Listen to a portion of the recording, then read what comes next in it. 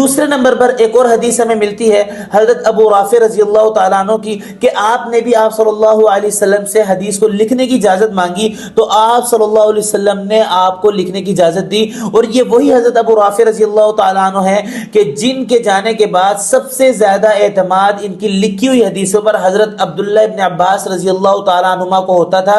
اور وہ یہ کہتے تھے، جس کا مفہوم یہ ہے کہ ہمیں سب سے زیادہ اعتماد حضرت ابو رافع رضی اللہ تعالیٰ عنہ کی لکھی ہوئی حدیث پر ہے. نمبر 3 پر میں آپ کو ان صحابی کا حوالہ دینا چاہوں گا جو کہ بہت مشہور ہیں، حضرت انس بن مالک رضی اللہ تعالیٰ عنہ، اور ان کا حوالہ بھی مذکور ہے کہ جامع البیان نامی حدیث کی کتاب میں مذکور ہے کہ اللہ کے نبی نے حضرت انس رضی اللہ تعالیٰ عنہ کو یہ بات ارشاد فرمائی تھی کہ تم علم کو کتابت کے ساتھ قید کرو، یعنی کہ لکھو. اور علماء نے لکھا ہے علم سے مراد یہاں پر احادیث مبارکہ تھی. تو یہ 3-4 حوالے میں نے آپ کو دیے، انشاءاللہ لاسٹ میں آپ کو کتابیں بھی بتاؤں گا کہ کون سی کتابیں اس کے لیے اہم ہیں.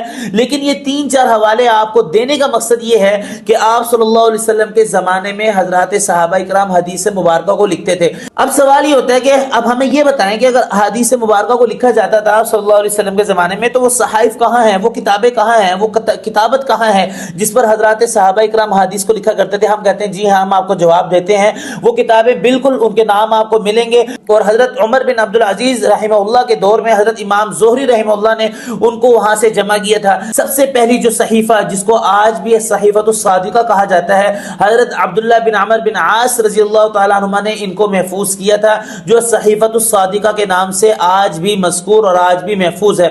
نمبر 2 پر الصدقہ، یہ بھی حضرت عبداللہ بن عمر جو کہ حضرت عمر فاروق رضی اللہ تعالیٰ عنہ کے بیٹے تھے، ان کا صحیفہ لکھا ہوا تھا. اس کی بہت بڑی دلیل یہ ہے کہ حضرت عبداللہ بن عمر سے ایک مرتبہ پوچھا گیا کہ آپ یہ بتائیں کہ پہلے روم فتح ہوگا یا پہلے قسطنطنیہ فتح ہوگا؟ تو حضرت عبداللہ بن عمر رضی اللہ تعالیٰ عنہ نے فوراً اپنی کتاب کو منگوایا، یعنی کہ صحیفے کو منگوایا، اور اس سے دیکھ کر بتایا پہلے کون سا ملک فتح ہوگا. یہ صدقہ یہ دوسرا صحیفہ ہے جو کہ حضرات صحابہ کرام کے دور میں موجود تھا. نمبر 3، یہ وہ چیز ہے جو کہ آپ کو بخاری میں، آپ کو مسلم میں اور آپ کو بہت سی صحائف ستہ کی کتابوں میں ملے گا.